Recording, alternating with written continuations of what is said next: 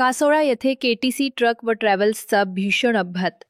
काळी दौलतवरून मुंबई नुकतेच नव्यानं सुरू झालेल्या ट्रॅव्हल्सचा कासोळा येथे भीषण अपघात झाला. ट्रॅव्हल्स व केटीसी ट्रकचा समोरासमोर झालेल्या भीषण अपघातात दोन्ही वाहनांचे चालकासह 8 ते 10 प्रवासी गंभीर जखमी झाल्याची घटना आज शनिवार 8 नोव्हेंबर रोजी सायंकाळी 4 वाजताच्या सुमारास घडली. प्राथमिक माहितीनुसार काळी दौलतवरून निघालेल्या ट्रॅव्हल्स व ट्रकचा कासोळा येथे वळणावर भीषण अपघात झाला. धडकेचा आवाज इतका मोठा होता की परिसरातील नागरिकांना घटनास्थळी धाव घेतली. अपघात घडताच ट्रॅव्हल्समधील प्रवासी व केटीसी चालक जागेवरच अडकून पडल्यानं बचाव कार्याला अडथळे येत होते.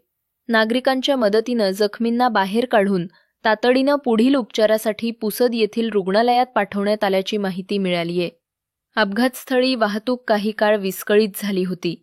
ट्रक आणि ट्रॅव्हल्स दोन्ही वाहनांचे मोठ्या प्रमाणात नुकसान झाले.